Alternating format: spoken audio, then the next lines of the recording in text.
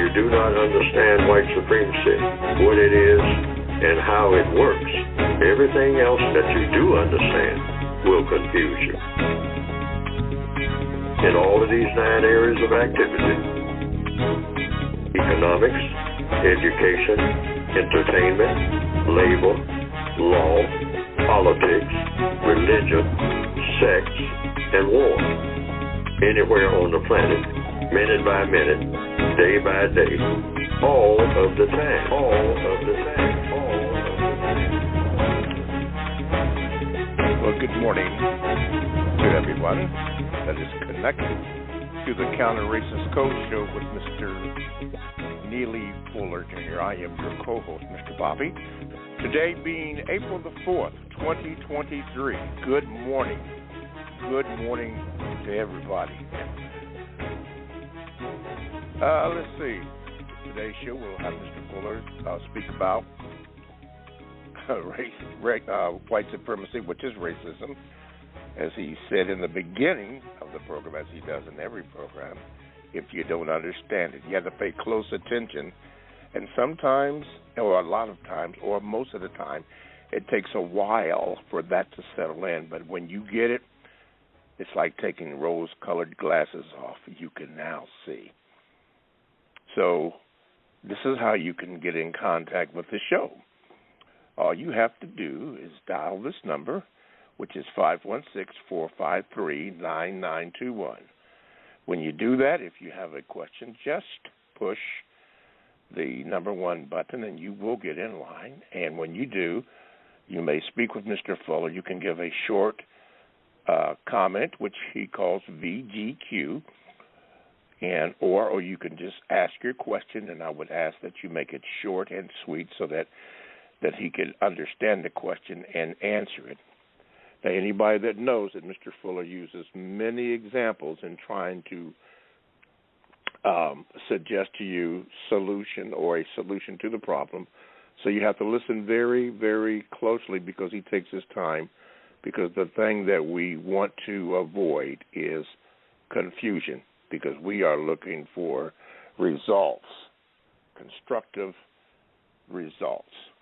You can also Gmail me at the numeral 7, Mr. Bobby, BOBBY, @gmail.com. It will go into a line, and when we get time, because as you know, callers come first, then it will be read at a certain time.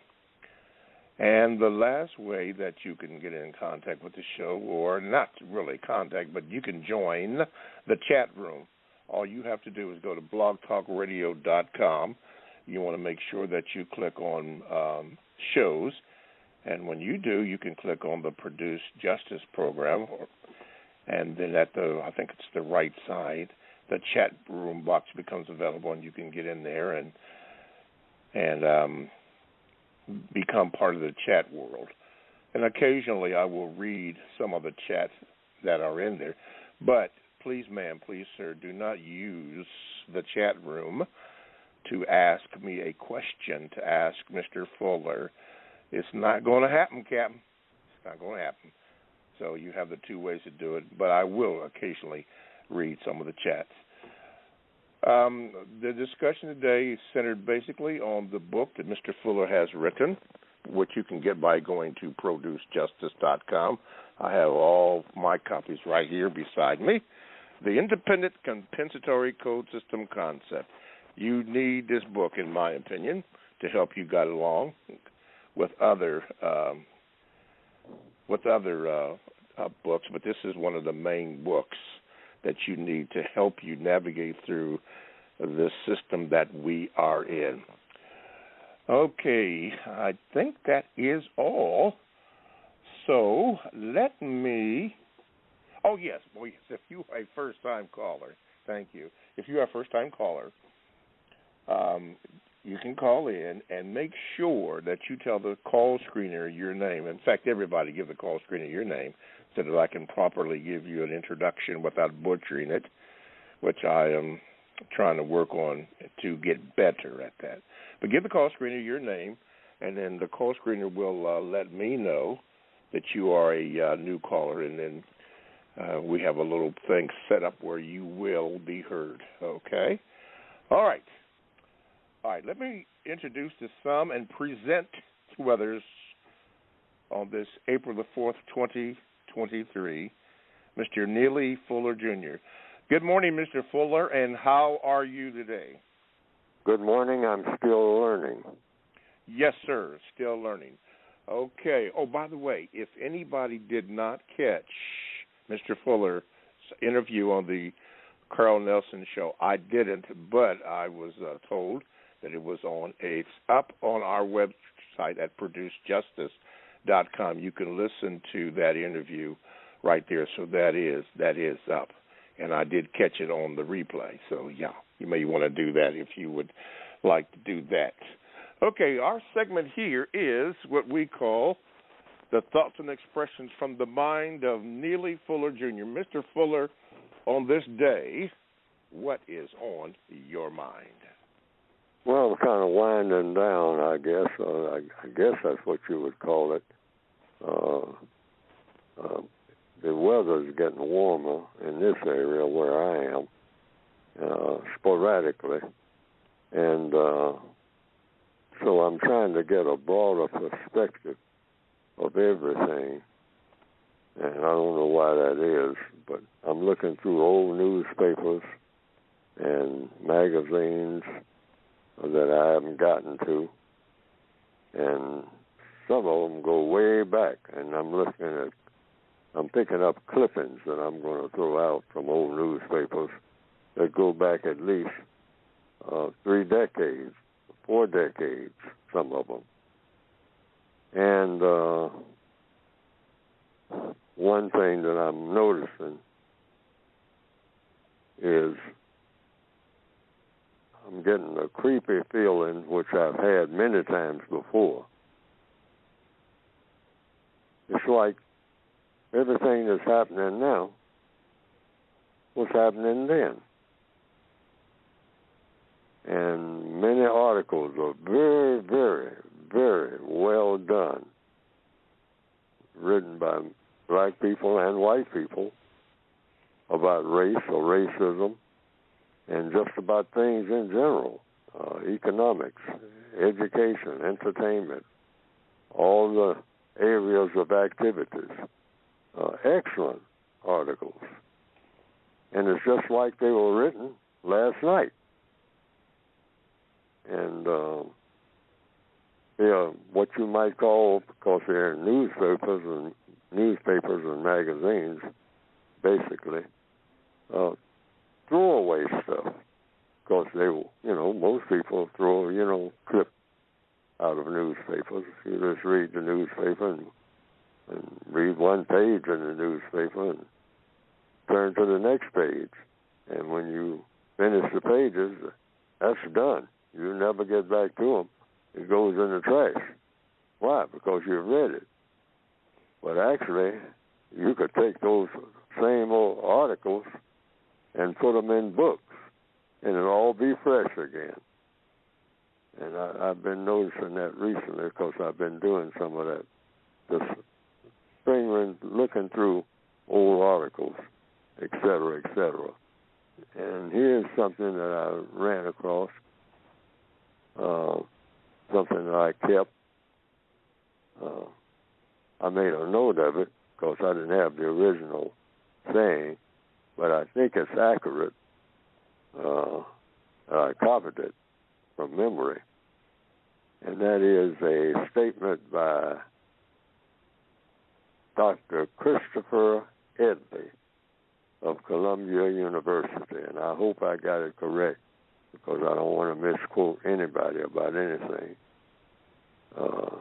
But I think the person's name was Dr. Christopher Edley, Columbia University. This is about 4 decades ago, roughly. And this is a quote about racism. And he said, and I hope I copied it correctly, racism isn't rocket science. It's harder than rocket science. Now, that was about 4 decades ago. And a lot of people have called in on this program and say, well, I'm supposed to be answering questions, which I am, about what I think about race and racism. And right now I'm thinking about what Dr. Christopher Edley said. And apparently it's something that I would agree with based on logic. And then I wrote something myself to talk about that in response to what Dr. Christopher Edley said. And I think I'm quoting him here again. I want to emphasize, I think I'm quoting him correctly because I lost the original quote. Racism isn't rocket science. It's harder than rocket science. Well, now, so that calls for some questions. Is it or is it not? Is racism and the study of racism and what to do about it, I guess, that's all implied, harder than rocket science? And I understand that rocket science is pretty difficult. If you're going to the moon and back, you got your work cut out for you if you're just the average person that gets up and goes to work every day. But now you have about 3 weeks to figure out how to get to the moon and back from scratch, because you're not even thinking about going to the moon and back. But suppose you had to, or you was made an offer that you couldn't refuse, because they say, now if you, this average person, they pick you out and say, can you learn within the next 6 months how to get to the moon and back and actually do it? Can you learn that? Can you do a real cram course? Just the average person, black or white, walking down the street.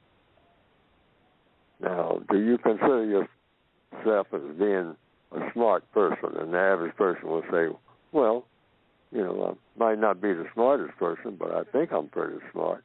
So, okay, if you think you're smart, but you know enough to get to the moon and back, and you can learn how to do it from scratch, make the rocket ships and everything, do all the calculations in the next 6 months.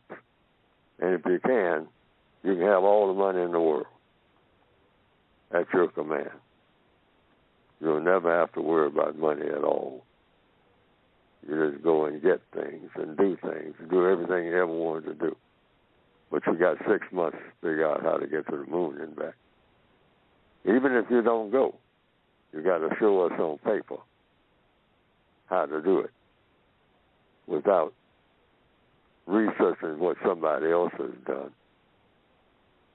And I think the average person would say, no, I don't think I can do that. Okay? So that brings us to a question about racism. Who are the smartest people here, right this minute, in the known universe, who are smart enough and powerful enough to solve the race problem? I would say by whatever time frame they give it. And that's a question we all should be asking this spring, because everybody should be tired of it. I know I am. I'm tired of even thinking about it, not even think about talking about it or trying to solve it, but I can't give up. But on this program, a lot of people have called in and telling me that I shouldn't keep putting black people down as not being very smart and talking about how smart white people are. Well, I'll ask a logical question. Who are the smartest black people or white people who are smart enough to solve the race problem? Dr. Christopher Edley said, now you're talking about rocket science. This is not Neely Fuller. This is a Columbia University professor. Rocket science, that's what you're talking about when you're talking about the race problem. It's complicated. It's difficult. It's not easy. That's what's implied here. Rocket science. Now, I keep being told by some of the listeners that call in on this program about black people being the original people, being the smartest people. I should stop saying anything about any white supremacy or anything. Well, I'm saying anybody, white or non-white. I want to know their names. I want to know this, the names of the people who are smart enough and powerful enough to solve the race problem. And the question I direct to them is, why haven't they done so? And I'm also asking members of the listening audience on this program, if you know the names of these people, because I want to know their names. I want to know who is smart enough and powerful enough to solve the race problem. And my question to those persons, why haven't they done so? First to them, and then to this listening audience. Why haven't they solved it? Those smart people, the smartest people on the planet, because that's what it will take. If you're talking about rocket science, why haven't they done so? That's the question. And I'm going to put that question out there for people to answer for me, because I want to know, because I'm tired of talking about it, because I'm not smart enough to know how to solve it. I'm trying. I'm trying to come up with solutions, and back and forth. I'm not putting myself forward as anybody who is qualified to say that I know the solution to the race problem. I'm trying to find the solution. And I'm trying to get other people to help me. Just think about it correctly. And I'm trying to help people from my perspective, what I think, because it hasn't been done by anybody. That's the main thing. That's the bottom line. All the smart people on the planet, that's what I'm talking about. Not ruling anybody out or leaving anybody out. But I hear that there are people who are smart enough. Well, I want to know who they are. And I think everybody should know who they are by now. Because this is getting kind of late in the day to keep writing books like Neely Fuller has done about the race problem. This should be a done deal a long time ago. It should be laughable to be talking about the race problem in 2023. That's what's on my mind. That is what is on your mind. Okay. You want some names of the smartest white people on the world. And black people, anybody out there. Now, there's people who are labeled, or somebody keeps telling me, black people, smartest people on the planet. Why haven't they solved the race problem? Yeah. Okay. Here we go then. Maybe we'll take a step on it now. I'm going to go off of this circle a little bit, and I'm going to do this on a call. That's not on my screen per se, but let's see if I can get him in here. Aaron, supposedly you're a teacher. You have a question from Mr. Fuller. Good morning. You're on.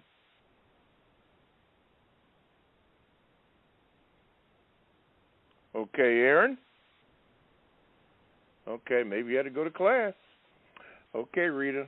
I did it, but he wasn't on there, so we'll go to Delbert in Texas. Yeah, Delbert, you're on with Mr. Fuller. Good morning. Good morning, Mr. Bobby. Good morning, Mr. Fuller. Yes, sir. I have Good morning, question. sir. I have a question from the Word Guide on page 373. Yes, sir. 373? Yes, sir. Okay. It's pertaining to soul, and it has in brackets racial, and it's a term to apply to, number one, the will plus the ability to think, speak, and act, to use truth in such a manner to produce justice and correctness. And it has, number two, the will plus the ability of a victim of racism, non-white people, to eliminate racism, white supremacy.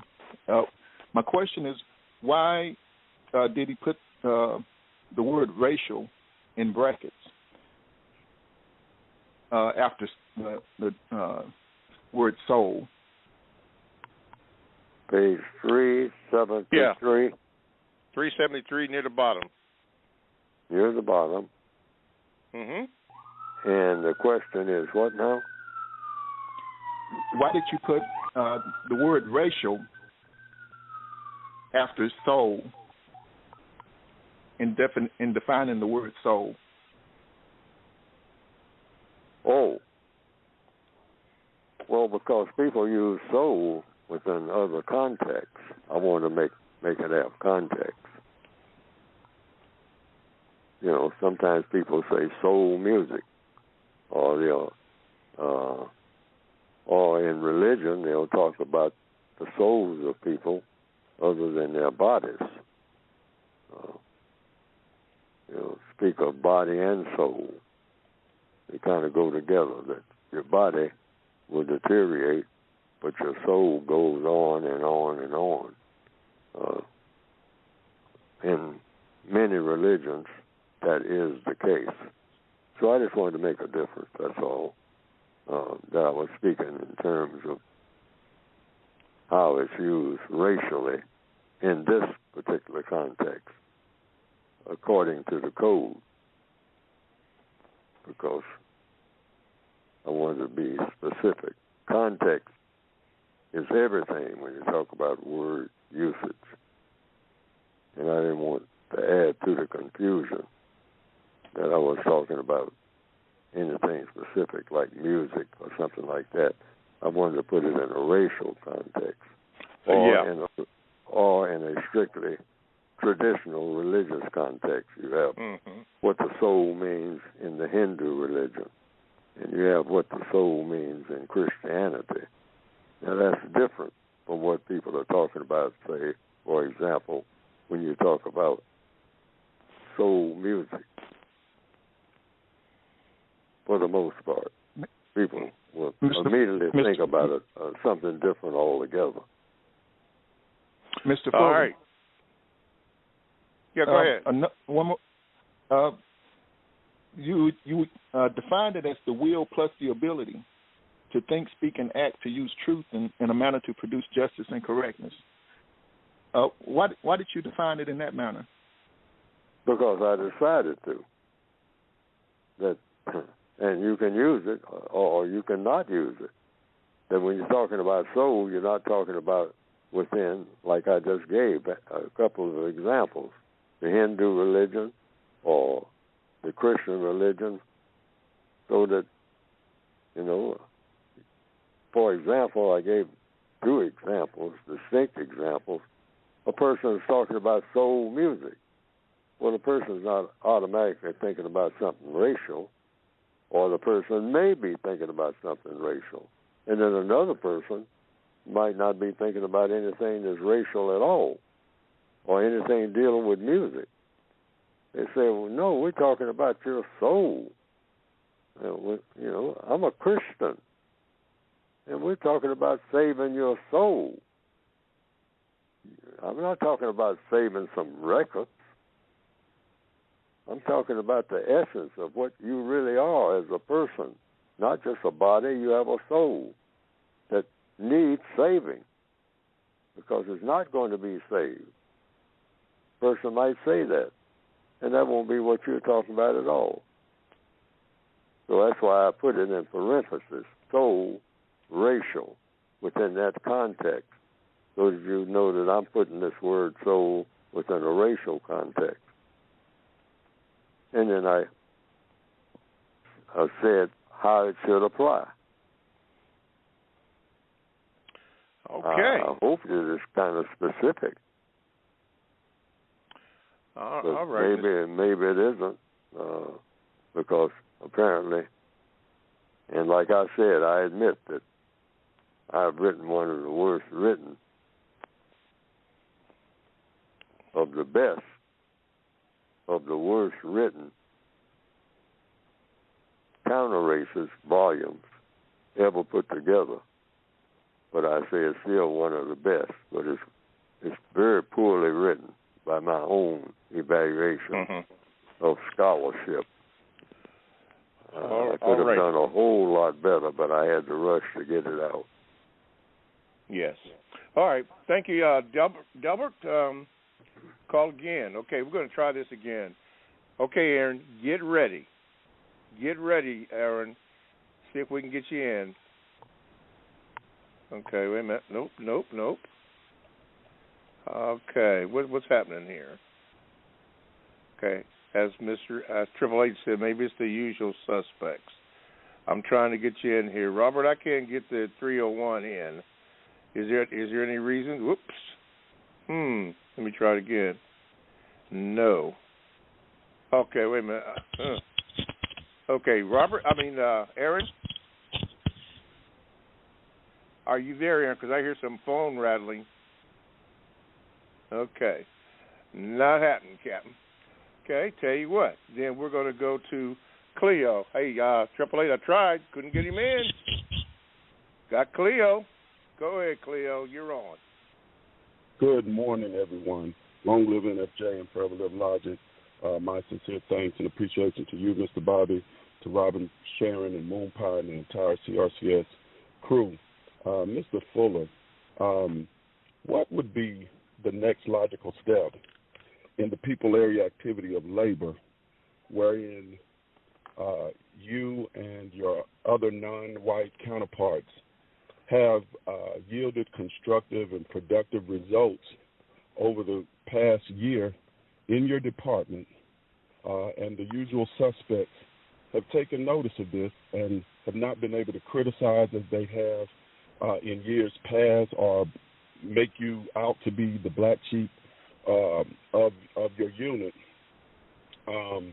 and has recently made a decision that will impact your ability by way of removing staffing personnel and resources that enable you to continue to yield constructive results relative to your job duties, and have made a decision that is fixed and is unyielding regardless of any logical questions you ask regarding that decision, and the decision has been made apart from your input. What is the next logical step? I'm trying to get the essence of your question. I have problems doing that. No worries. So, in a situational context, when you in a what? In a situational context of labor, and you work with talking about labor.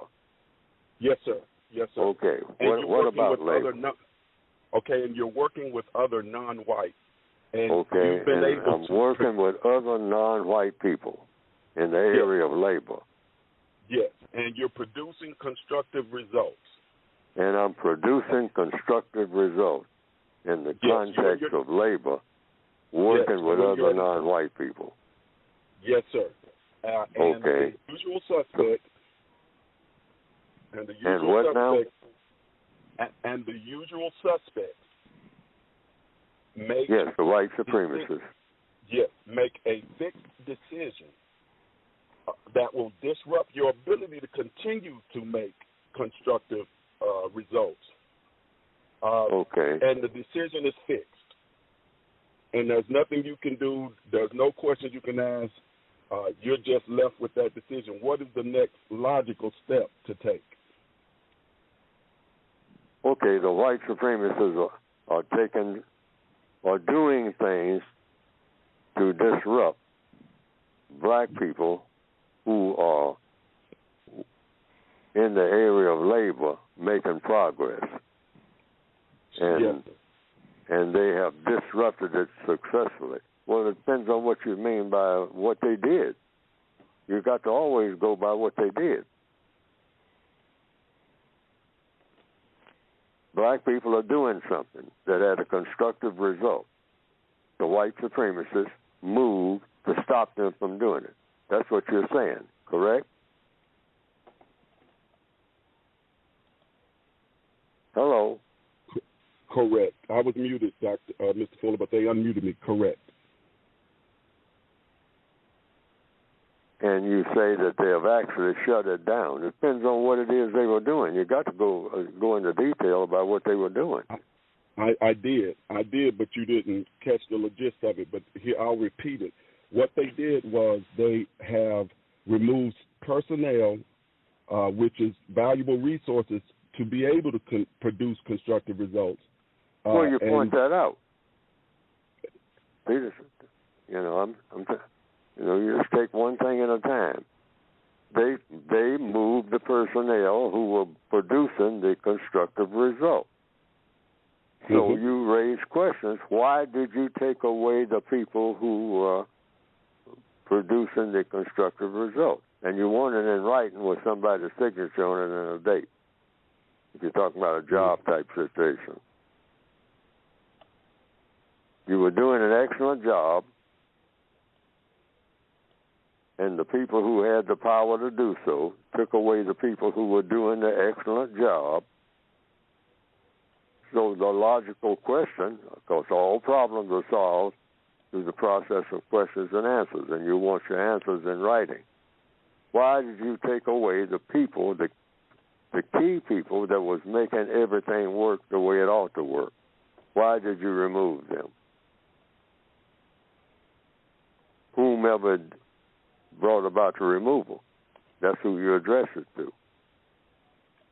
That's the first thing you ask is, who did this? And then why? And then how do they plan for the job to be continued in a successful manner when you remove the people who were doing the job in the successful manner? That's a question. You don't accuse them of doing nothing. You just say, why? What happened to the people? And how do you expect the job to get done without the people who were doing the job? Okay. All right, Cleo. That's the codified response. Yes. That's the response I always gave. Why?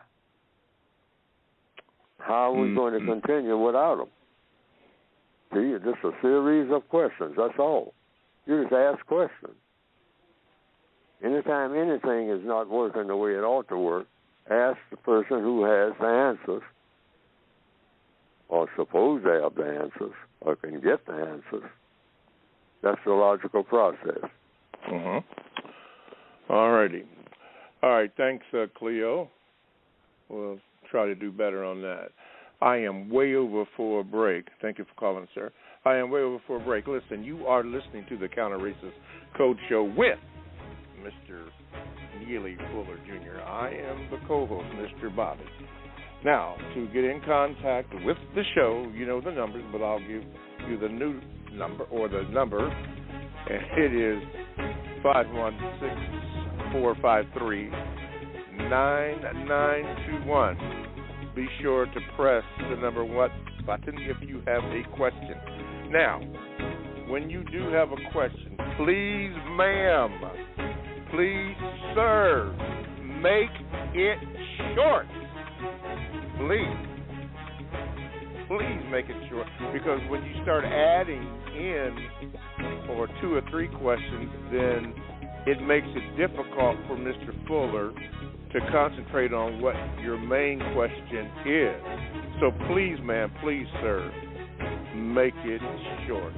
New caller, if you call that number, or how about this, when you call that number, make sure you give the call screener your name so that I can identify you, all right?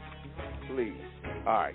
Now, you can also Gmail me at the numeral 7, Mr. Bobby, B-O-B-B-Y, at gmail.com, and I will give you a symbol that I have received it, and at a certain date and time, which right now is undetermined, I will give you a notice that your Gmail is being read so that you could be happy that the whole world is going to hear what you have to say. Please, ma'am, please, sir, make that short. All right. And lastly, you may join the chat room by going to blogtalkradio.com. You want to click on programs, and when you do that, you get the you click on the Produce Justice Show. Do that, and then the chat room is available for you to enter in as the chat room is filling up. Oh, yeah, filling up. Don't forget to use chat room etiquette. No name calling. Hint, hint, hint, please. Okay, and then occasionally I will read some of the more interesting things that are going on in the chat room. You can do that.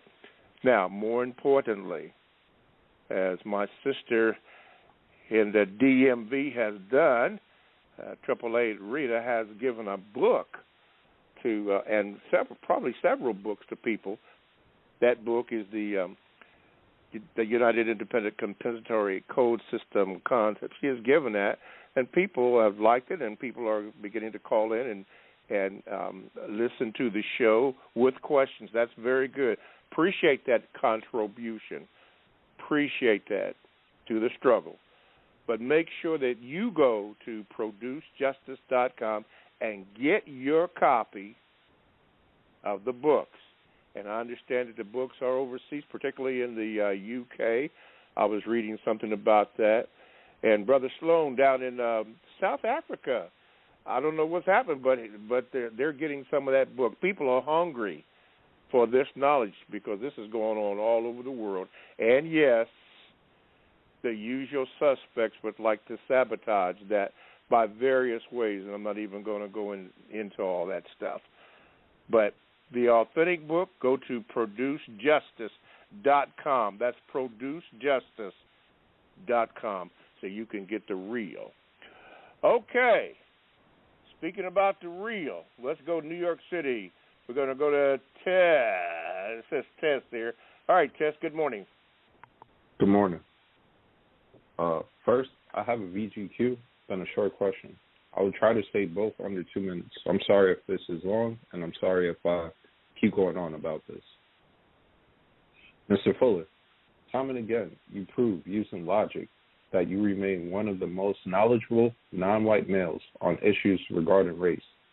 I formulated my own thoughts regarding killing from last week, specifically the story of Cain and Abel. The death of Abel was the effect of Cain's God contempt and lack of power. Killing, or people killing people, and words such as humanity and life cannot coexist. Therefore, in a system of white supremacy, human life will be treated in an insignificant manner. Without knowledge, one lacks power. Without questions, one lacks knowledge. Without answers, one is confused. Confusion led to Cain's lie on answering God. Where is Abel? I know not. Am I my brother's keeper? Cain knew where Abel was. He was the keeper of Abel's body when he decided to take Abel's life. Truth and knowledge are power. Do not lie to yourself or others in the system of white supremacy. If you respect yourself, no one can ever disrespect you. Human life is devastated by lies under the system of white supremacy. Truth, justice, and correctness, in other words, respect, will help dismantle this unjust system. So ends my VGQ. As well, I had a quick question if there's time, Mr. Bobby. Ask your question, please.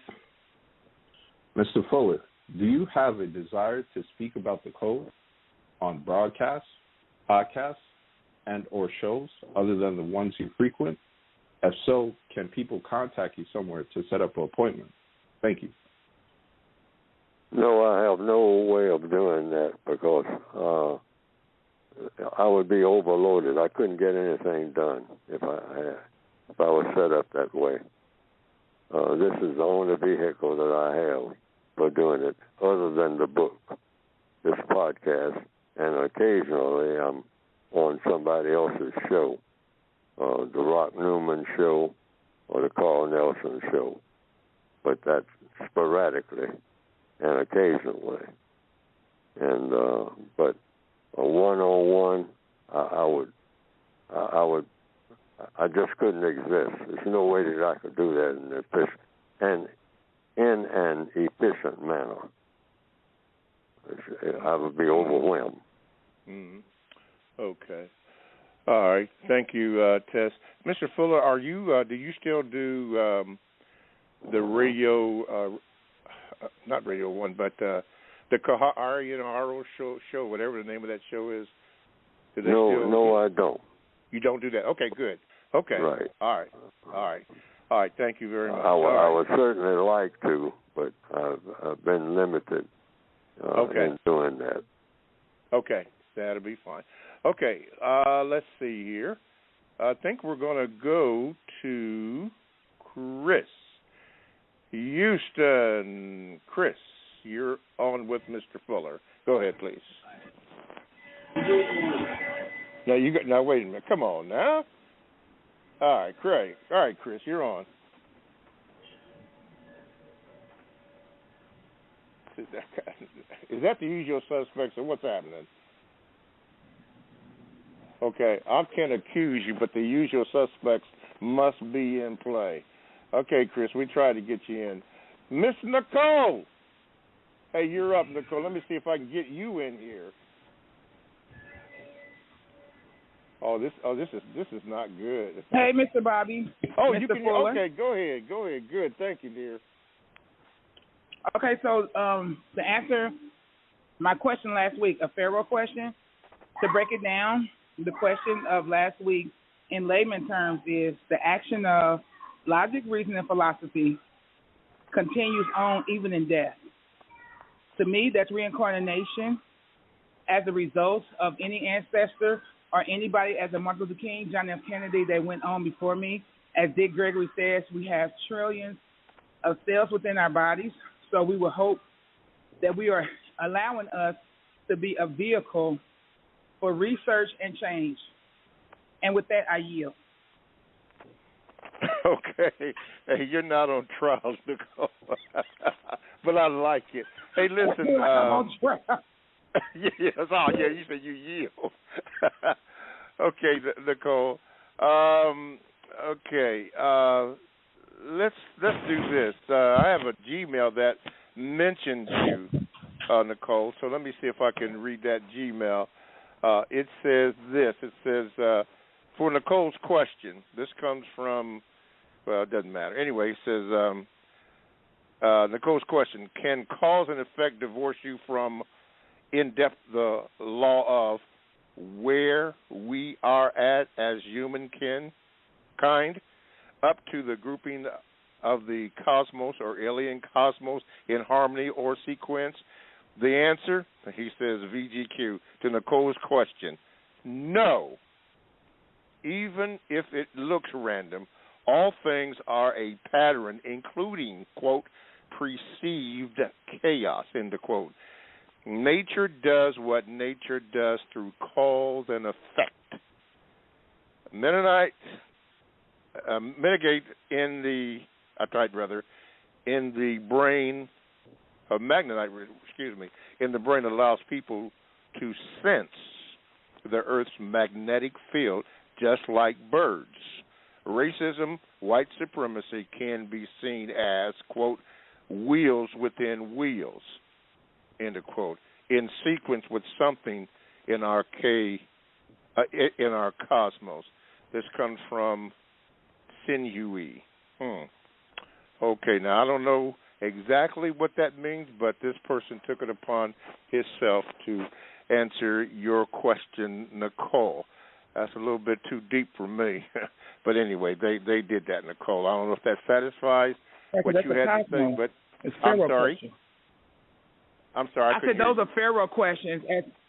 I said to ask those questions as Dr. Wilsing taught us through the symbolicness of the pool table and stuff, of how the process of elimination and the white ball to the black ball. So to answer Mr. Neely Fuller when he said nobody is smart enough or strong enough, I think it's the strength. Because in Martin Luther King and them, they had more strength and a spirituality, even though they was putting Christianity stamp on it, which was wrong because that was from indentured slave doctrine. So I do thank Neely Fuller for no matter how hard the task is to answer our questions. And again, I yield. Y'all have a great day. Okay.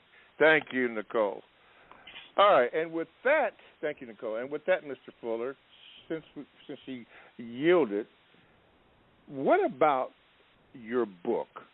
Because a lot of people seem to be are beginning again to inquire about your book. So let's take this time to speak about your book for the suggestions that you make in your book. Well, first of all, I say that no problem can be solved. No major problem between the people of the known universe can be solved without solving what we call the race problem. That's what I believe. Now, there's a lot of probably millions of people who will say, oh, no, that's not the biggest problem on the planet. There's a lot of other problems that come in before then. But that's the conclusion I have come to. So any person who comes to another conclusion, what's the biggest problem on the planet among the people that has to be solved if you're going to solve the other problems between people? Number one would be the race problem, in my opinion. Now, those who have not come to that conclusion, the book is not for them at all. And here again, I want to emphasize, the biggest problem among people on the planet Earth in the year 2023 is what you call loosely the race problem, or the problem of racism. That's the biggest problem. And that you cannot, absolutely cannot, solve any other major problem between people. And when it comes people and people, now, if you're talking about people and animals or something like that, or people and things, that's a different category. But if you're talking about problems between people, you can't solve any of those problems, in my opinion, Neely Fuller's opinion, without solving the race problem first, or in the process of solving other problems between people, like killing, for example. You're not going to solve problems, any problems with people killing people, without solving the race problem, either as a part of solving these problems or solving the problem prior to the killing stopping. Killing is not going to stop. That's the conclusion I've come to. Black people are not going to stop killing each other, for instance, without you solving the race problem. That's going to continue automatically, regardless of what you do. That's on automatic. The babies that are being produced by black females and whatnot, the white supremacists are going to see to it that some of them are going to die by violence. Some of them. Great numbers of them. That's going to continue as long as you have the race problem that is caused by the white supremacists, directly or indirectly, and by other factors. But these other factors don't even matter if you don't do something like solve the race problem. That's the conclusion that I came to in writing the books. And the book is about solving the race problem and how an individual person can contribute to doing that by what that person thinks, says, and does on a daily basis. And that's what the book is supposed to be designed to do. The theory is, if you solve the problems of each individual victim of white supremacy, you will collectively be solving the problem of white supremacy. Solve the problem of the individual person, the everyday problem, in each and every area of activity, economics, education, entertainment, labor, law, politics, religion, sex, and law.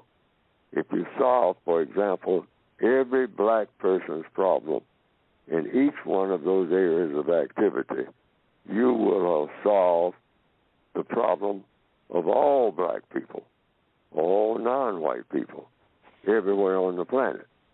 Solve the individual's problem by using a code of thought, speech, and action. Get that individual person to follow that code. And if all of them do that, then collectively, problem is solved. And that's what the book is designed to do, problem solving. Not just talking about the problem, but what the individual person can do, not just day by day, but minute by minute, because you usually have a problem by the minute. Some type of problem, directly or indirectly. Mm-hmm. So you can go to producejustice.com, and that's how you can get the books that are supposed to help you as an individual victim of white supremacy do that. Okay. All right. Thank you, Mr. Fuller. Okay. From South Africa, we have Linglusi. He's asked this. Says, good morning, Mr. Fuller. I hope you're well this morning. I am also well. Mr. Fuller, what is the codified response when you find yourself being a victim of an ongoing armed robbery? Do you just give the criminals your possessions, or do you, quote, man up, end of quote, and defend your possessions with life and limb? This question is prompted by a recent judgment in Florida on the murder of the young rapper XXX Tentacion. Enjoy the rest of your day. Whatever the white supremacists allow you to do in the system of white supremacy. That's why I say this is going to continue, because the white supremacists haven't responded in any way that gets the best results. They're running everything. They decide what black people, whether or not you have the so-called right to defend yourself. All black people come under the jurisdiction of the prison master, the system of white supremacy being a prison. The prison masters, who are the white supremacists, racist man and racist woman, last time I checked, and was what this whole program is about, they decide the fate of black people worldwide. Black people don't make these decisions, either directly or indirectly, even when you have a black face, what the code calls showcasing. Mm-hmm. You go to court, there's a black judge, everybody in the court. There might not be a white face in there, but in a system of white supremacy, the white hand is there. And I'm not talking about all white people, but I'm saying the white people that believe in white supremacy are controlling everything that's going on in that court. Even among people who never see a white person, period. That's what white supremacy means. Mm-hmm. Their laws, either directly or indirectly, decide what black people are going to do in every area of activity, 24/7. In economics, that's one of the main ones. How black people are going to use their time and energy. That's decided by the white supremacists worldwide. Education. When people start talking about getting what you call an education, really what they're saying, if you question them long enough, they're saying, I'm talking about white people. If you're black, you want an education, you better be talking to somebody white, either directly or indirectly. And when you put it to a test, that's what you'll find. That's what we mean by I'm not educated until I talk to somebody who's white, or somebody who's talked to somebody who's talked to somebody who's talked to somebody who's white. But the end of that line is going to be somebody white, nobody black. If you're talking about being serious about being educated. You want to know about cell phones, you better be talking to somebody white. When I say talking about them, I'm talking about from scratch. Like coming up with everything that deals with cell phones, not just some things. Well, black people know how to use cell phones. And that brings to mind something that I was intending to mention on air. There's a tribe that I read about in the Amazon forest in what we call South America. And a white man went to visit this tribe. Very primitive people, very backward they were called. And in the conversation he was having with an interpreter, someone who knew that tribe, the two people he was talking to who were members of the tribe, it could interpret the language. So this white man was showing them a ballpoint pen and what it's for and how you do things with it. But the people who were members of the tribe looked puzzled. So he was bragging about this pen. He's showing primitive people that you don't make anything like this. But what they were puzzled about is how proud he was to have it. But what they were puzzled about in depth was, but you didn't make it. Some other white person made it, a black person maybe. I don't know the history of the ballpoint pen. But they were puzzled about one thing. Why would you brag about something that you didn't make? And that's a lesson for everybody, in my opinion. Okay. You know, having something that somebody else made, like a lot of black people do, what are you taking pride for in having it? And you didn't make it. That's a big lesson there that came from a primitive mind. They said the only thing we take pride in our primitive living in the forest for thousands of years is something that we did, like made this canoe.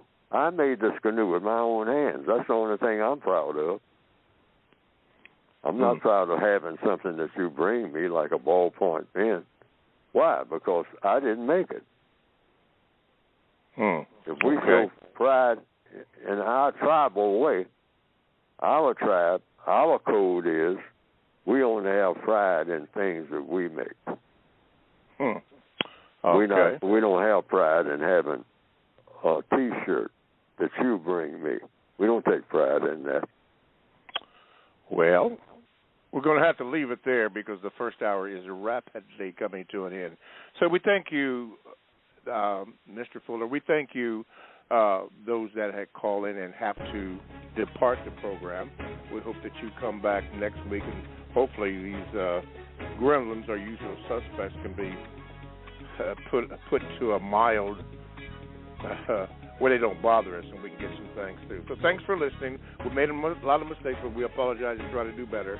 For those who will stay with us, we have one more hour of the Counter-Racist Code Show with Mr. Neely Fuller, which will convene in a few minutes or rather a few seconds. So again, thank you for listening, and we'll see you in about 10 seconds.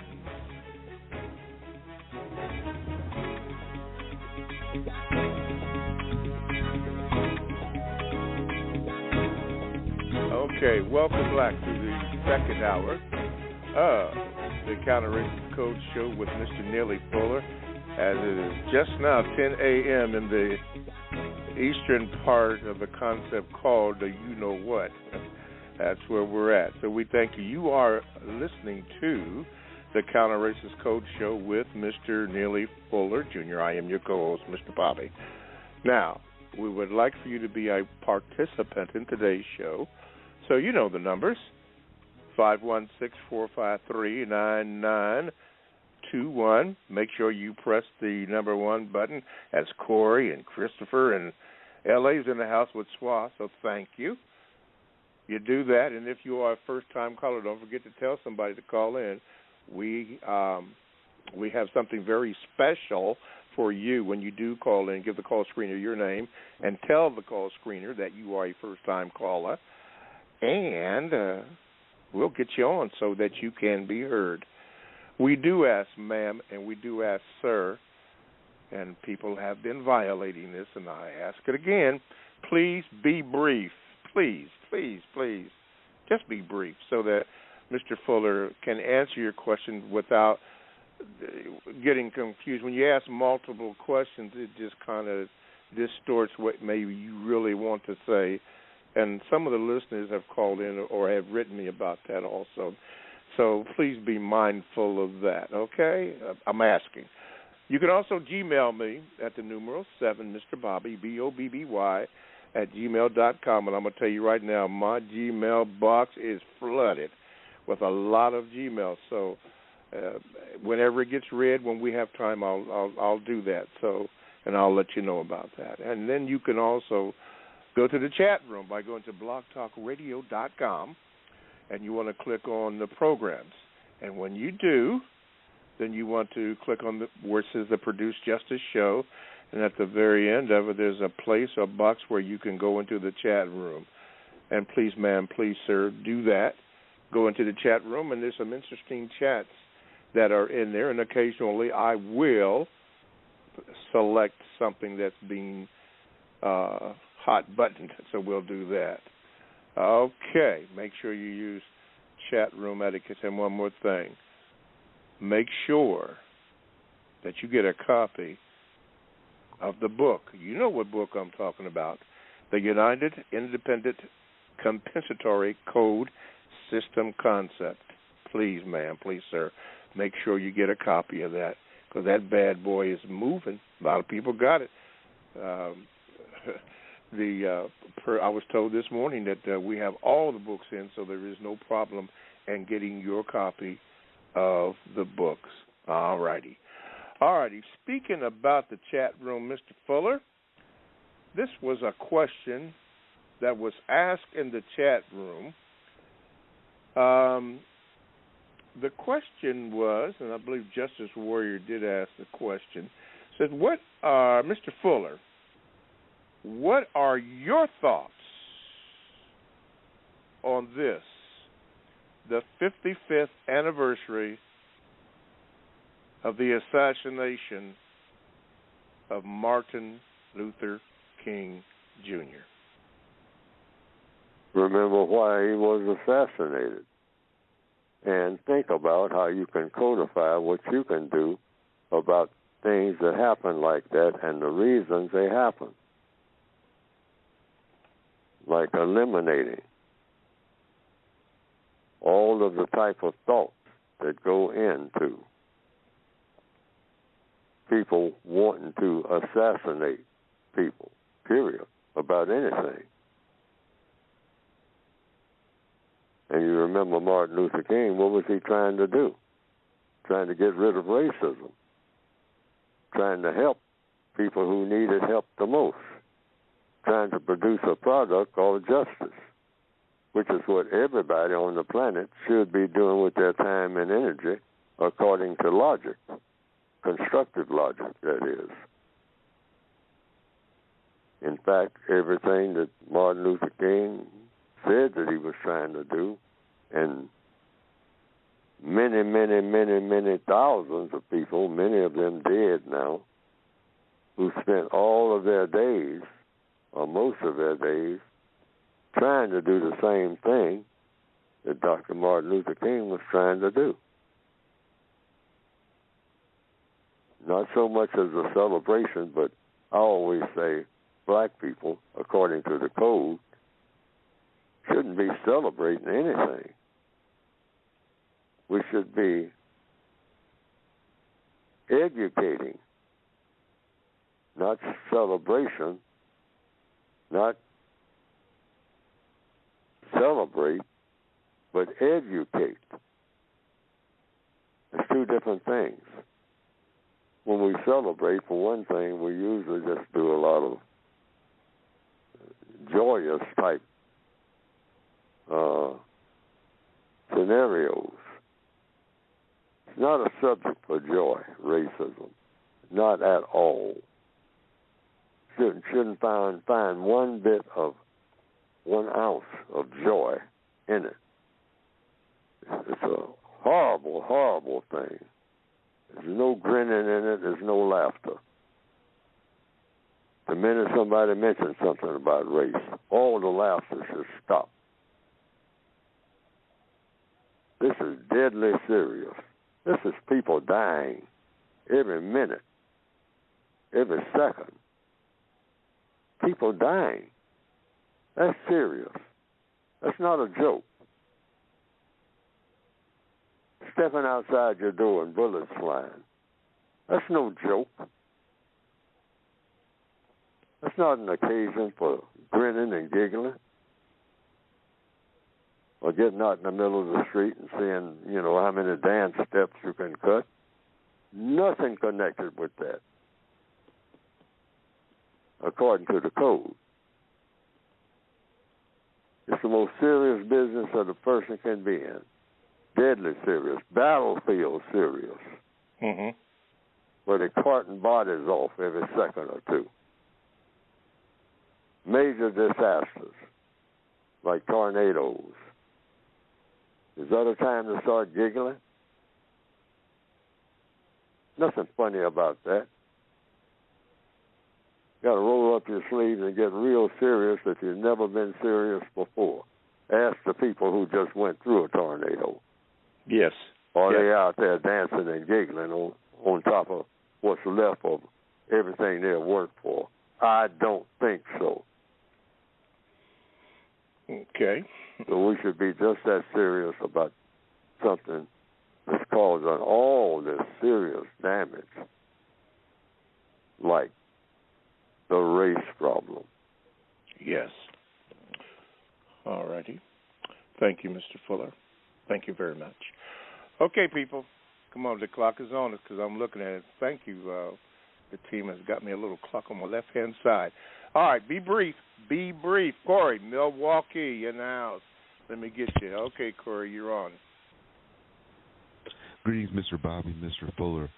Mr. Fuller, my question is, in the area of labor, when a fellow non-white person is causing potential disruption and problems for the other non-white employees, at what point in a codified manner should I contact law enforcement or white people to come and deal with the situation if my efforts to be codified are proving ineffective? Thank you. All righty, Chris. Mr. Fuller?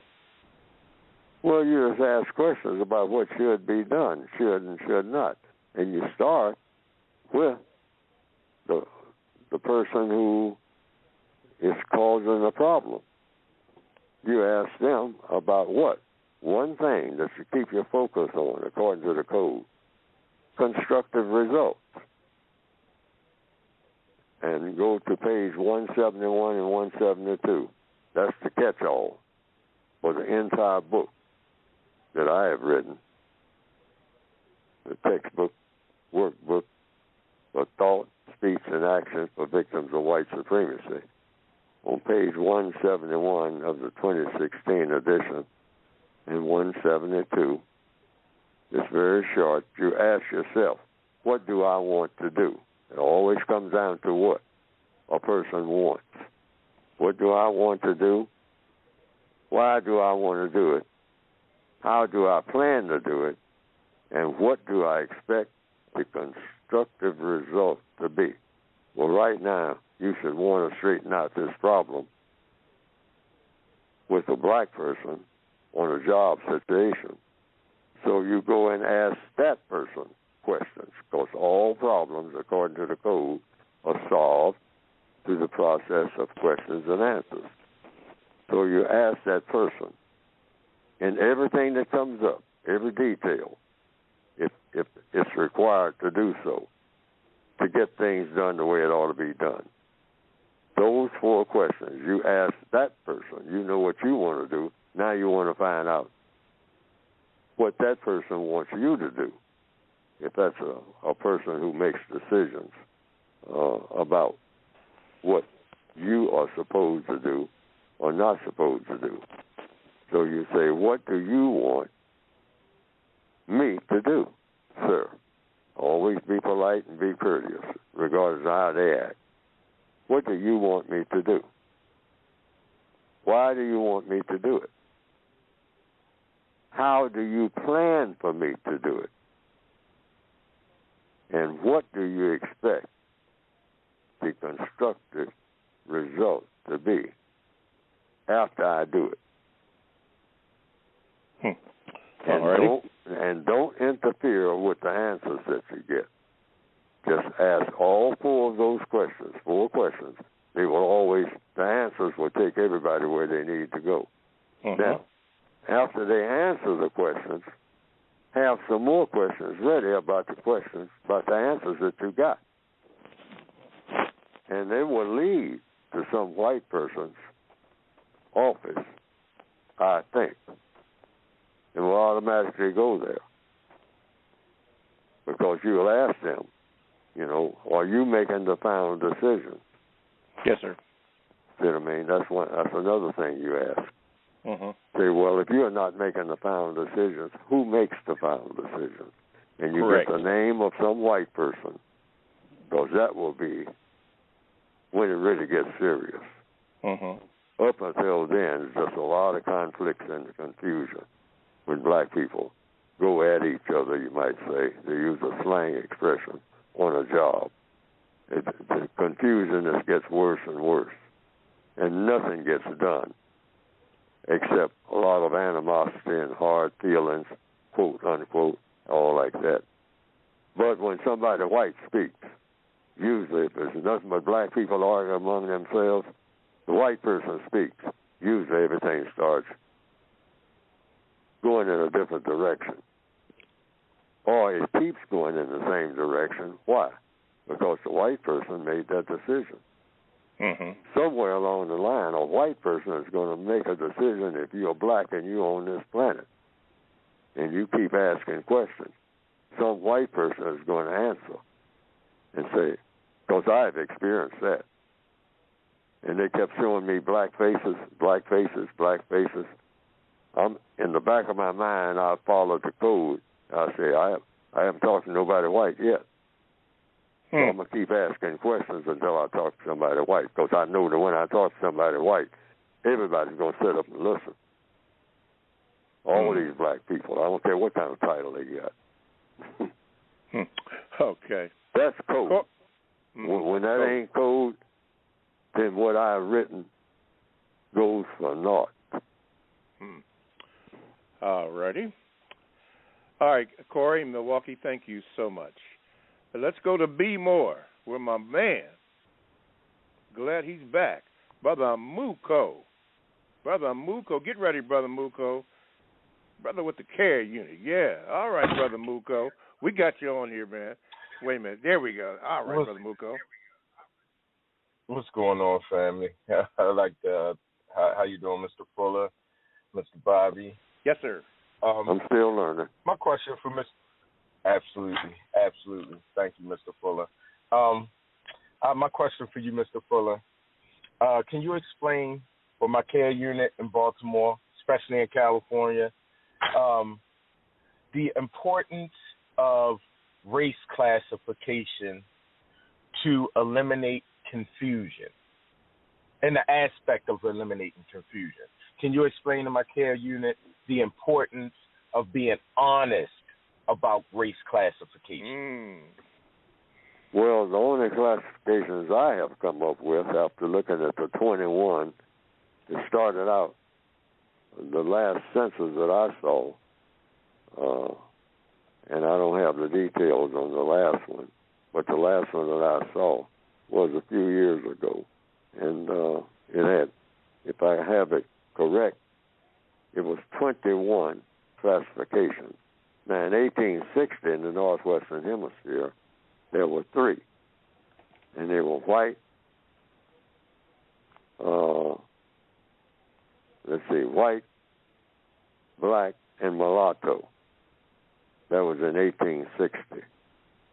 Here in the year 2023, I'm not exactly sure. I think a couple of more have been added in the last 10 or 20 years. But the last one I saw was maybe about 10 years ago. And that was, it had 21 classifications, including something called other. Now, that's a racial classification. Now, I don't know what an other looks like, but that's me. But the code book says white, non-white, white supremacists. But you have to be white in order to be eligible to be a white supremacist. But white supremacist is the category, according to the code, what I have written, because that's what we're dealing with. That's what all the racial classifications are really all about. I don't care how you mix and matches or shake them up and pull them. This thing about 22, 23 classifications of race makes no sense at all. Pacific Islander. What does a Pacific Islander look like? We're talking about color here. Race has to apply to color only. It doesn't apply to whether or not you're talking about people that use toothbrushes or not. We're not talking about all these different categories of race. Race and racism is about color, what color people are. And the color classifications are white, non-white, you're either white or you're not. According to whom? The white supremacists, because they're the ones who invented all this mess called racism and race. Classification by race. The white supremacists are the usual suspects. Yes. And this is the only thing I've ever heard from anybody. Mm-hmm. You know, who said that they have done research on it about race.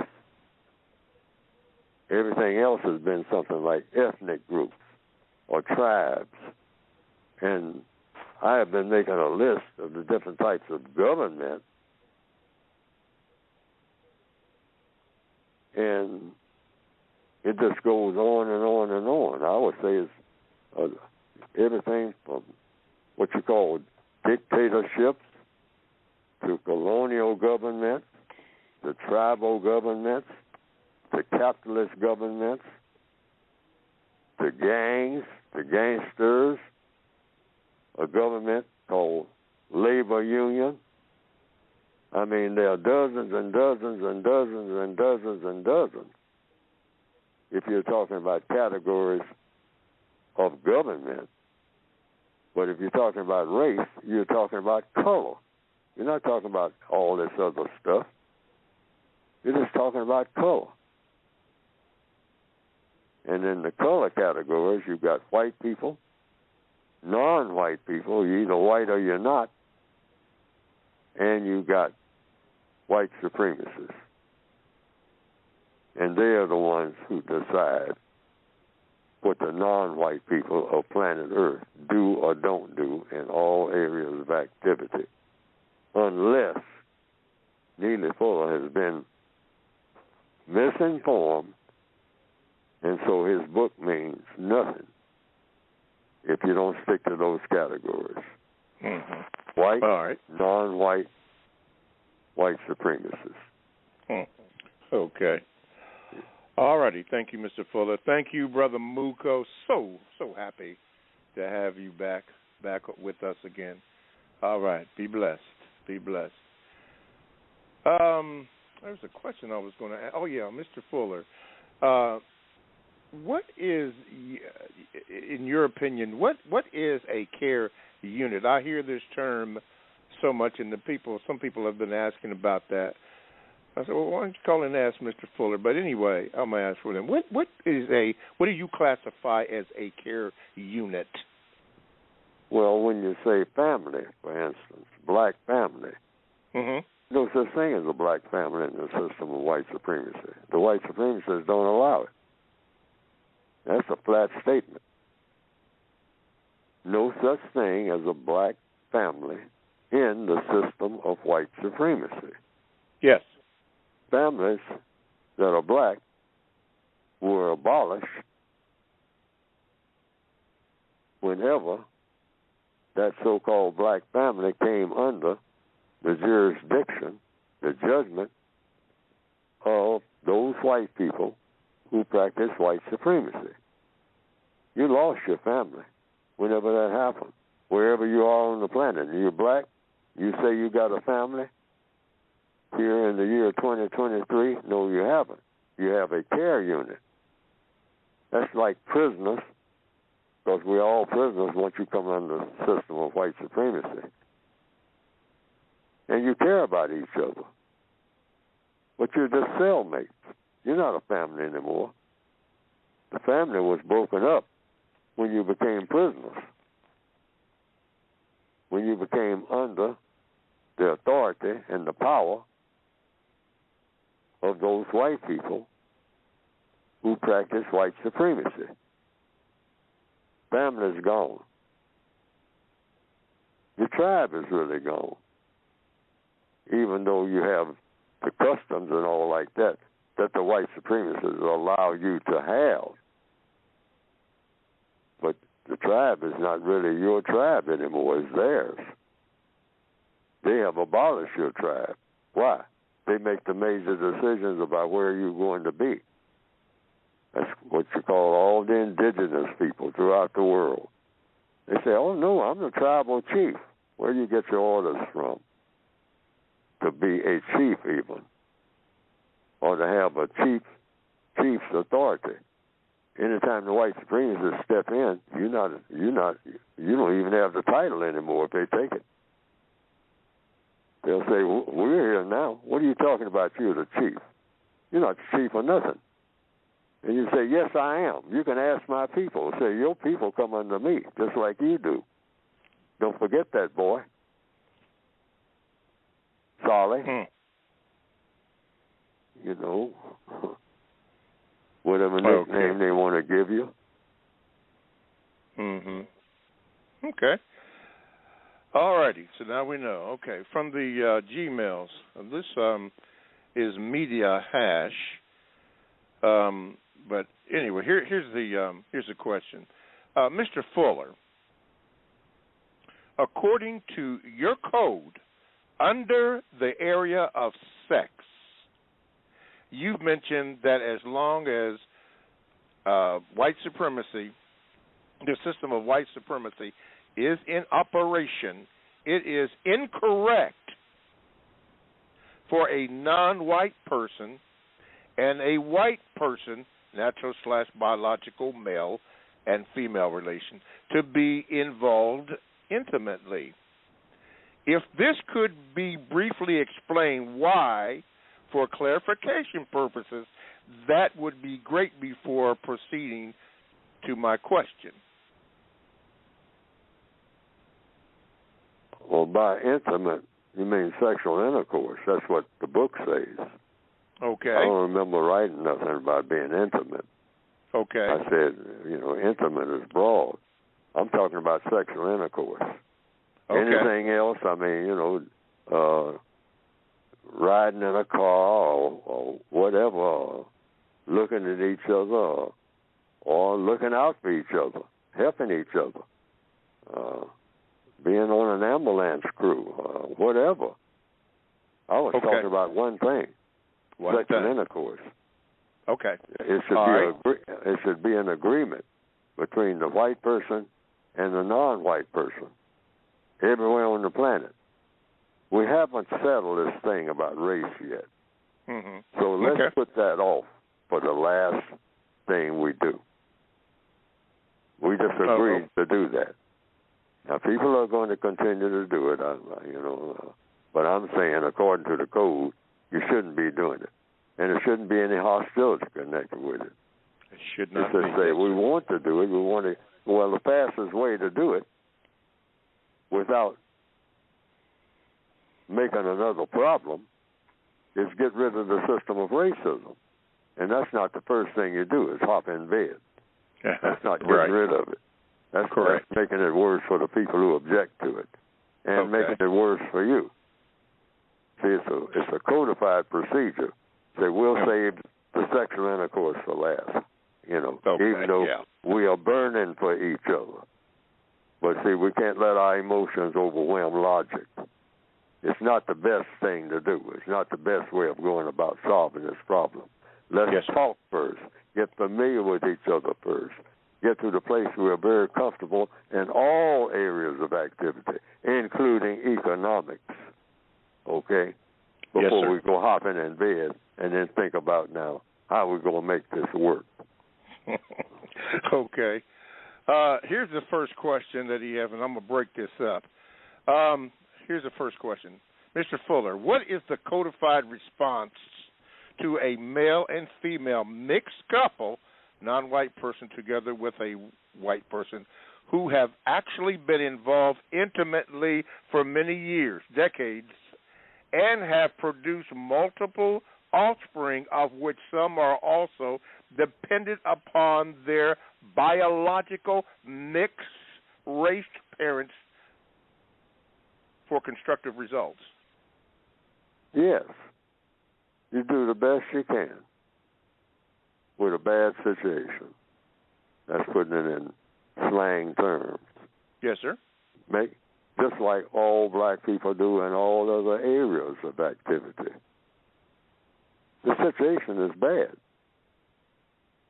But that applies to all black people. So you just apply that one too. It's a done deal. Okay. So you make the best of it. Go through all the trials and tribulations. Try to answer all the questions. Put up with the stares and all like that. And the whispers. And nobody is supposed to do anybody any harm, because nobody's supposed to do anybody any harm if you're going to have a world of justice anyway. Yes, sir. Okay. I mean, we all have, in this day and time, I know it is true in my situation. I have people very, very, what you might call close to me, kinship, that are in these type of arrangements, which is what they are. They're just arrangements because the white supremacists allowed them, but the white supremacists also have them under strict control. And it's really not their fault. They were just trying to do what Martin Luther King was saying we all should be doing. You get together, white with little white boys and little black boys and white girls, or whomever, getting along in harmony. Nothing incorrect about that, but in the system of white supremacy, it's all poison, just like everything that white people and black people do in the system of white supremacy. It's loaded with poison. Not just the area of sex. Everything, economics, education. We can't even get the education thing straight. After all Supreme Court decisions and all like that, we're still arguing about what's going to be taught. CRT or what, all it is, banning books. Right here in 2023, all about race. That's the root of it. See, so when you start talking about sex, anything in sex, oh my goodness, everything about sex is just loaded with poison in 2023. And when you add the racial factor in that, boy, it's a total mess. I mean, total. Everything. Yeah. Yes, sir. So you just do the best you can in a terrible situation that shouldn't exist at all, like racism should have never existed. It messed up everything.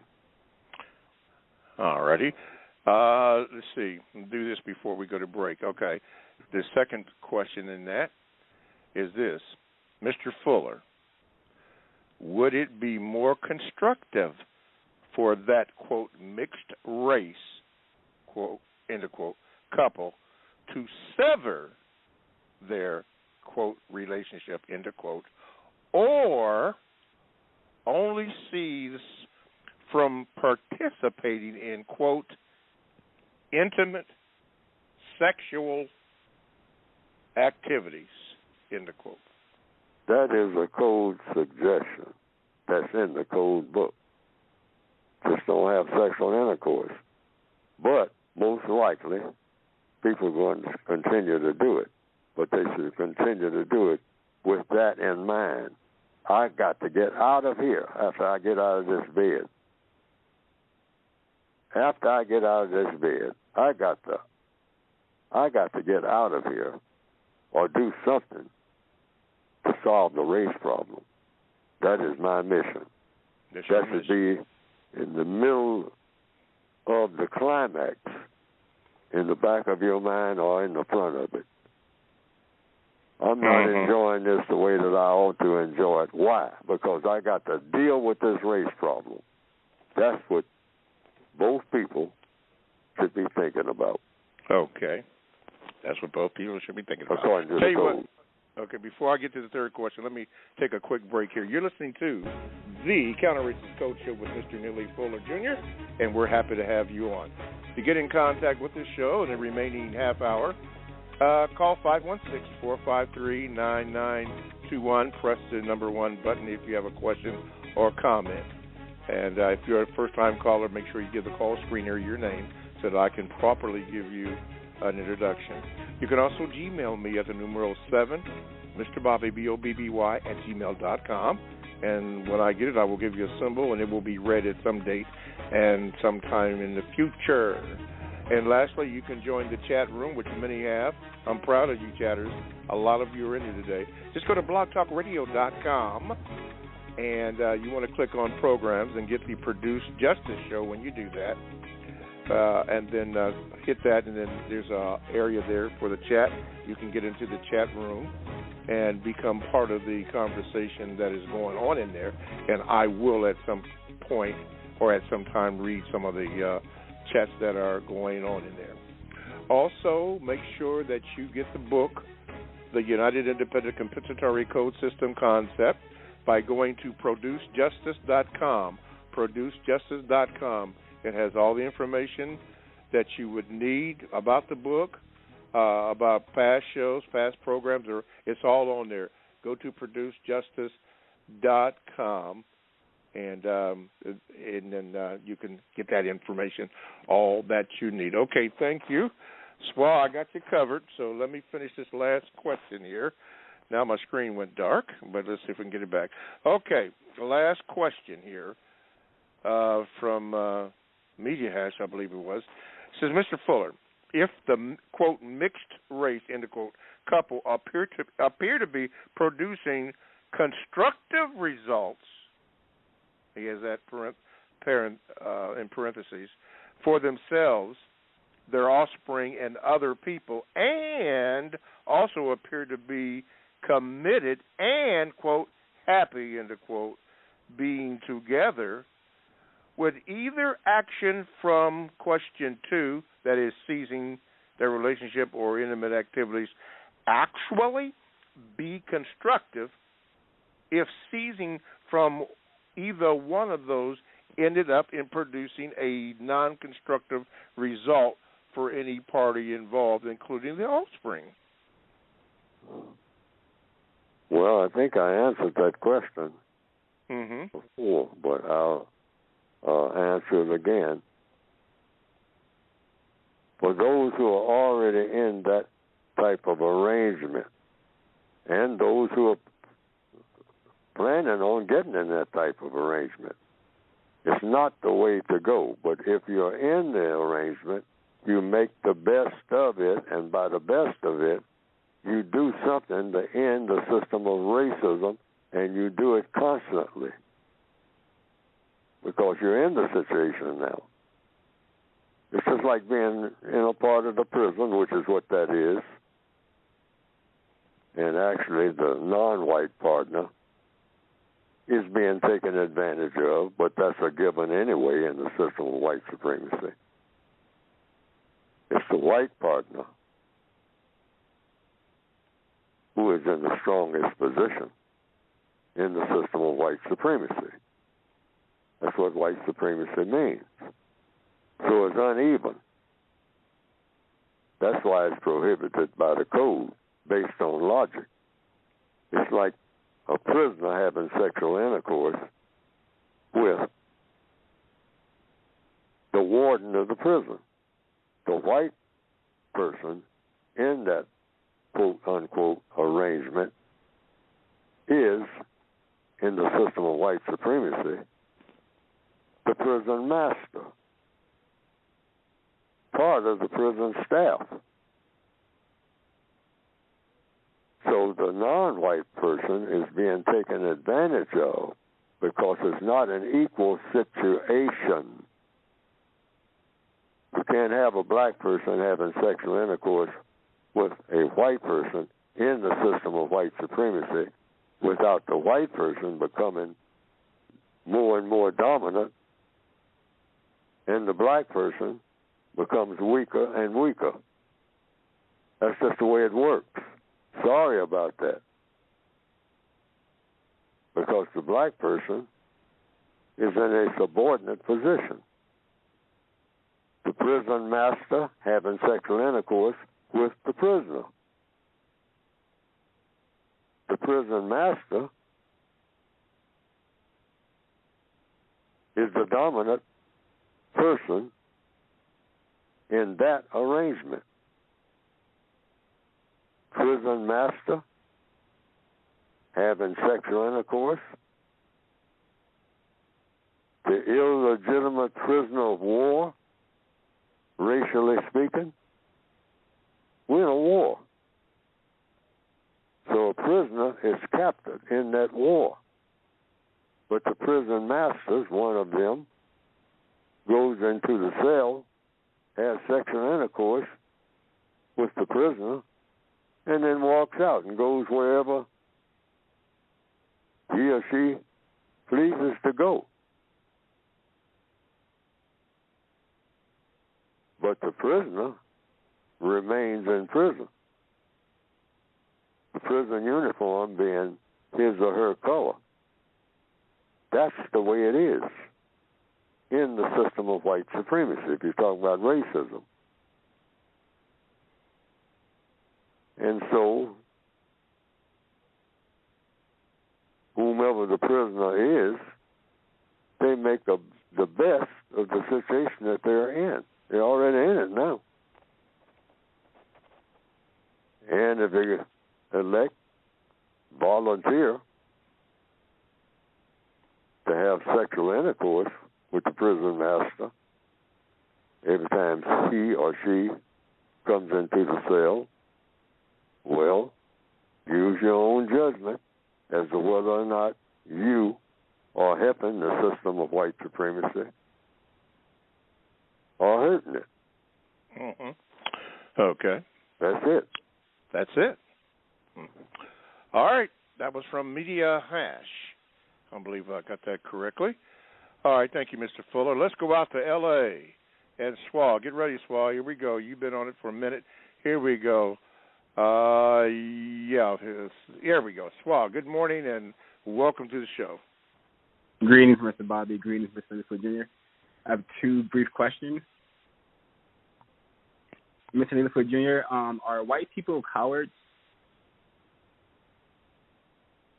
Are white people colored? Cowards. I didn't understand the last word. He said, are white people cowards? Well, not when it comes to black people. I guess they're afraid of something. White people cowards? That's a broad question. Under what circumstances? Okay, the next question. I think all people could be, depending on what you mean by coward. Do white people fear something? Well, it depends on the circumstances and what white person you're talking about. What is a coward? That's the first thing you want to get. I asked myself, Neely Jr., am I a coward? I've asked myself that. And sometimes I say, yeah, on some circumstances, I could say that. I have been. I've proven to be that.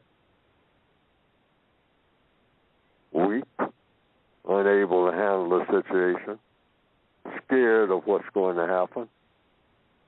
I've been in, from time to time. And then there are other times when I haven't been. But do I have fear to the extent that, I don't know what to do? I'm that most of the time because I'm in the system of white supremacy. I fear the system of white supremacy. They put fear in me.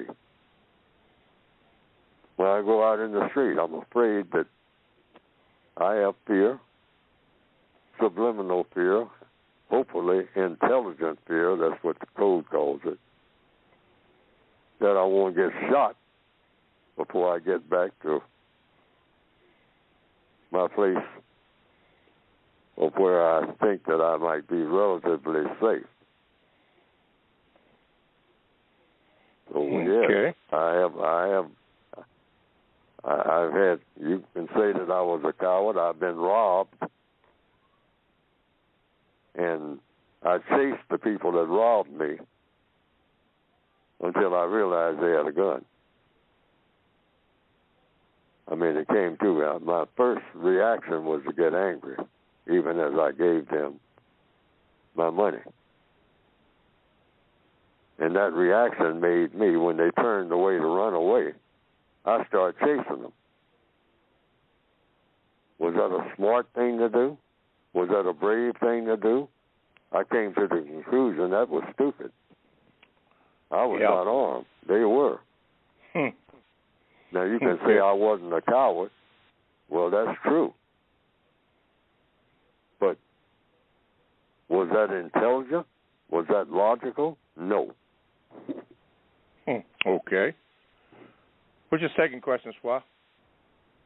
The second question is, are non-white people cowards? Depends on the circumstances. You're talking about individuals now. And when you say, and somebody is being a coward right now who is non-white, and somebody isn't. Somebody is very bold right now.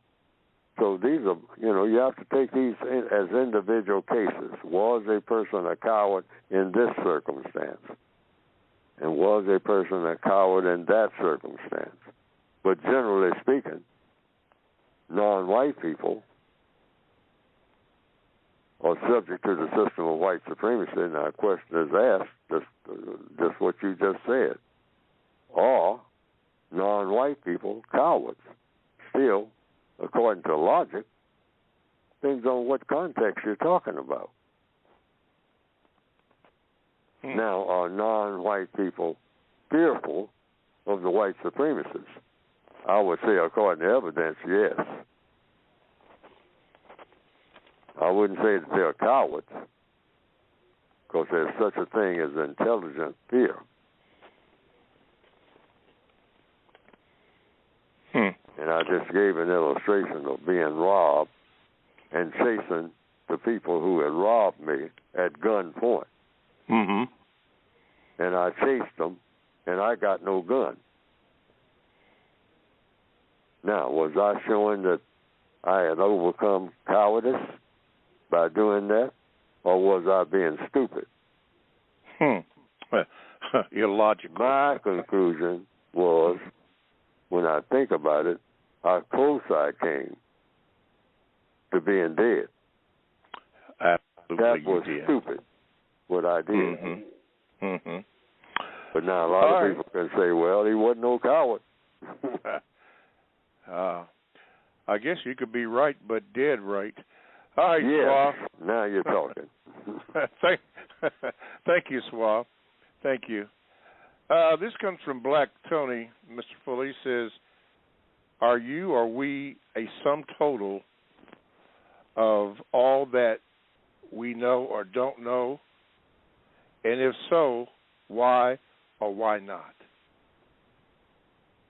Are we the sum total of all that we know and all that we don't know? Yes. Okay. Yes. And then he says why or why not? Because that's what we are. We got to be made of something. So we're the sum total of something that the Creator created. That's why. Now, why we were created is within that question. Why were we created? Now, in answer to that, according to the code, I say we were created to solve problems. And why do I say we were created to solve problems? That's the next logical question. If we were created to solve problems, why were we created to solve problems? Because we got problems. Yes, sir. All right. And what's the biggest problem that we have in the year 2023, according to logic and evidence? Race problem. The race problem. Okay. Thank you, Mr. Fuller. Thank you, Black Tony. Going down to South Africa again, Brother Lungizi said this.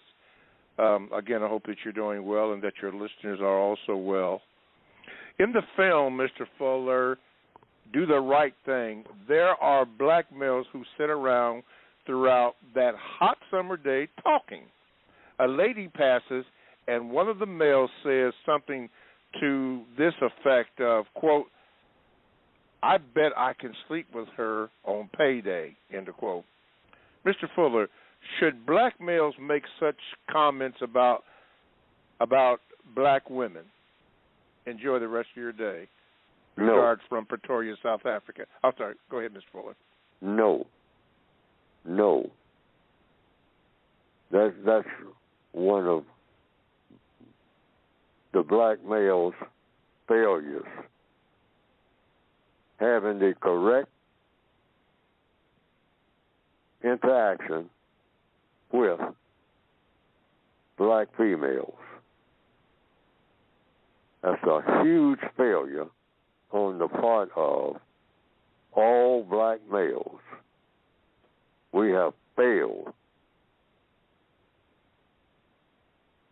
the black female miserably. And we should be very, very, very, very, very cautious about criticizing anything about a black female. And sometimes black females can do some things that are really terrible. But it's because of the failures of black males all over the planet Earth to do what they should have been doing. And that is, for sure, not let anything happen to a black female that should not happen. And terrible things have happened to the black female, and black males have piled it on. Terrible things. Taking out our anger and not measuring up to being men. Failing at that. And then taking it out. Every type of foolishness you can name in our interaction with the black female. Now, it's the white supremacists' fault that that's been continued.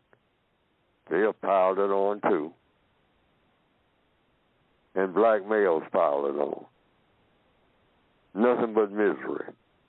We bring the black female nothing but misery. Even when it looks like we're helping, we're not. Because they carry us.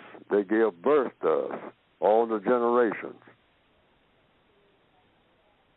And look at the kind of world we have made it to receive the offspring that they're going to produce. What has the black male been doing? Showing off. That's what we do.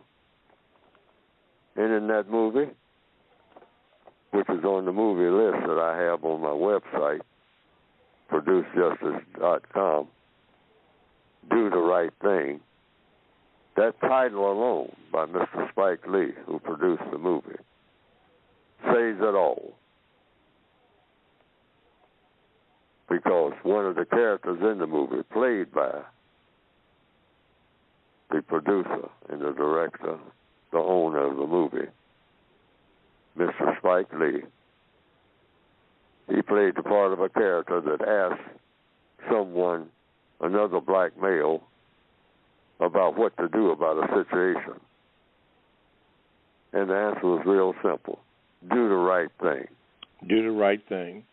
And that should really apply also to every black male and every person, really, on the planet, 24/7. Figure out what the right thing to do is in every circumstance. What is the most what? What does the code call it? Constructive result. Constructive do result. The thing that's going to produce the most constructive result. Not just a constructive result, but the best that it can ever be done in that particular situation. Do and say the most constructive thing that will ever be done and said. Yes, sir. That is the whole code right there. That's the whole code. In your interview that I watched several times and still watch it over and over and over, that you had with Dr. Randy Short, it was called You're Interested in the Results and Not Hot Air. People having meetings upon meetings, but nothing is getting done. It's just like a bunch of hot air. And I heard you say on the video that you're interested in results. And that reminded me of when you had that talk with that sergeant that you often refer to.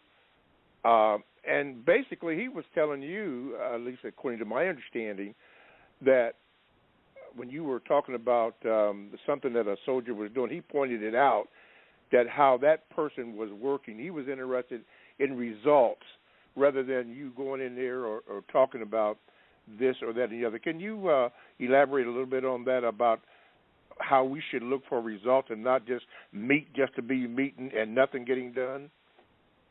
Yes.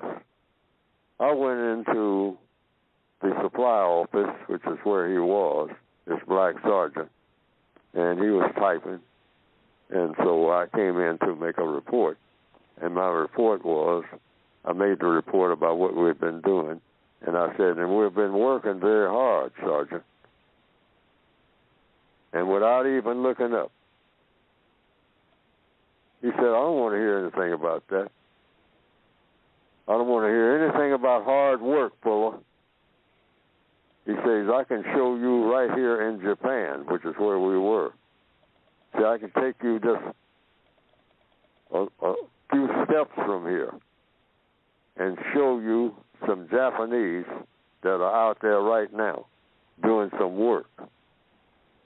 See, if you take a look at them, you'll have a heart attack, the kind of work they're doing. He says, they are working. That's hard work. See, I don't want to hear nothing about hard work from you or anybody else in this unit. He said, show me the results. He said, you go out there and take a look at them, you'll have a heart attack just watching them work. And I went out there and took a look, and that's the effect it had on me. They were very small people, and it just happened to be that way. I'm not saying that all Japanese are small. Right. Mm-hmm. Boy, but they were lifting oil drums. I mean, oil drums full of oil and putting them on the back of a truck. And like I said, there's no way that I could lift one of them things in the shape that I was in now. Then, rather, very young, and thought I was relatively strong. But just watching them, just a couple of them out doing it for a few minutes, I said, there's no way I can do that. I mean, my back would be broken, instantly. So I understood what he was saying. I just want to see the results. So you're talking about hard work all over the world. You got hard work. That's how you accomplish stuff. So that's a given. Don't tell me nothing about hard work. Show me the result. Now, when it comes to solving a race problem, yes, Mr. Christopher Edley that I talked about in the earlier hour is reported to have said, racism isn't rocket science. It's harder than rocket science. So that's a way of talking about hard work. That's the way of talking about. Let's get to it. Okay. Because quickly before somebody knows something about rocket science. Match that when you start talking about being smart. Mm-hmm. Okay, before we close it out, why do people seem to have meetings upon meetings, table a meeting, and then have a meeting on that, and then nothing gets done? Entertainment. Black people need to tell the truth. Black people are starved, minute by minute. For what? As far back as I can remember, being entertained. We're so miserable. Anything that seems like it's the least bit entertaining, we want to be a part of it. So when we have a meeting that's supposed to be accomplishing something, our tradition is that meeting is just for us showing off. Yeah. And then finally capping it off with what? Food and dance. Yep. That's what we're going for. Yeah, we'll Lots meet again of people next week. look at church that way. Food and dance. We're gonna get down. We're gonna boogie in the aisles, even though it's gonna be gospel music. We're gonna boogie. We're gonna be showing off. We ain't come there for nothing else. No results. Yes, but we won't tell the truth about it. We'll lie about it. Why are we here? Are we here to do what we were made to do? What we were created to do? Solve problems? No, we're not here for that at all. We're here to pretend that's what we're here for. Yeah. And we're that way in almost every setting where you see a crowd of black people. Every setting. We are starved for entertainment. Okay. Got to leave it there. Starved for entertainment, meeting on a meeting with no results. Crazy. Listen, for everybody that's been on the air that asked questions or comments or have a VGQ, thank you. Thank you very much. We appreciate that. But the time on the clock is slowly going down, so we thank you for listening. Forgive us for listening. Forgive us and forgive me for the many, many, many, many mistakes I've made. I will honestly try to do better. Don't forget to get the books at producejustice.com, and I'm going to give Mr. Fuller the final word. Mr. Fuller, you have the final word. Go ahead. Final word is, everything that you do today, try to produce a constructive result in every move that you make. I got to get busy doing that now. And I hope that I did a little bit of it this morning, but I'll try to do better. All right. We'll try to do better. Thank you, Bob, for listening. We'll try to do better, and we hopefully will see you or get to hear from you next week. Thank you. Bye.